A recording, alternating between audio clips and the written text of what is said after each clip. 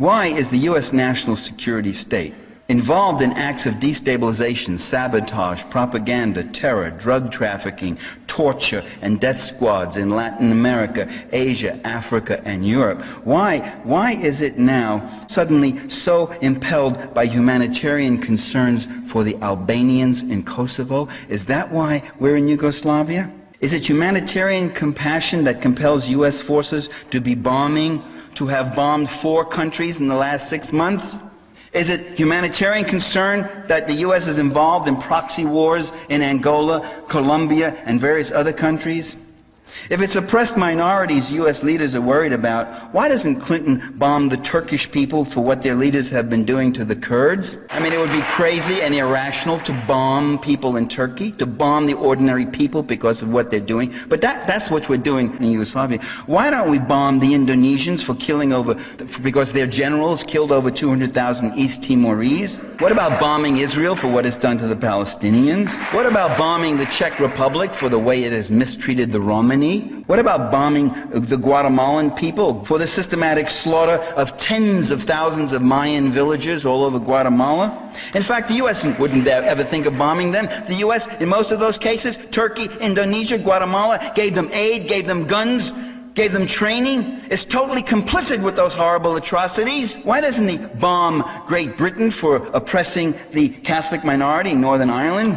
Why doesn't he bomb the Hutu for the mass murder of 500,000 Tutsis in Rwanda, and bomb the French imperialist force that went in and was totally complicit in that massacre? In fact, Bill Clinton didn't even want to discuss it. He didn't even want to apply the name genocide to that. He didn't want to get into it because he liked the stopping of the Tutsi Liberation Army.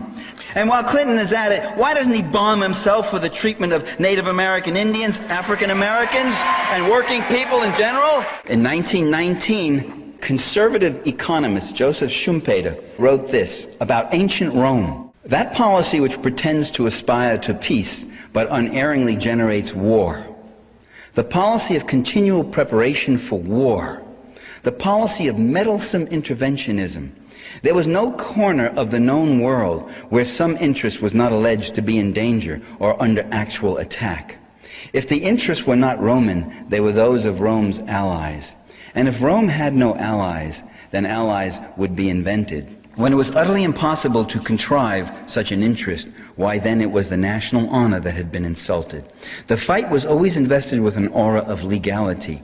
Rome was always being attacked by evil-minded neighbors, always fighting for a breathing space. The whole world was pervaded by a host of enemies, and it was manifestly Rome's duty to guard against their indubitably aggressive designs. They were enemies who only waited to fall on the Roman people. Does that sound familiar to you at all? We hear today that we don't have one enemy, we have many now. The world communism has been defeated, but now we have many different enemies. They're all around, ready to pounce on us. And unless we keep those extortionary military budgets going, unless we keep being everywhere, all the place, our people will not be safe. They're out there ready to pounce upon us. Why aren't they ready to pounce upon Denmark, say? I mean, why doesn't Denmark have a world empire? What about little, weak, helpless, sweet Luxembourg? Wouldn't they want to pounce on Luxembourg? Why would they want to pounce on us?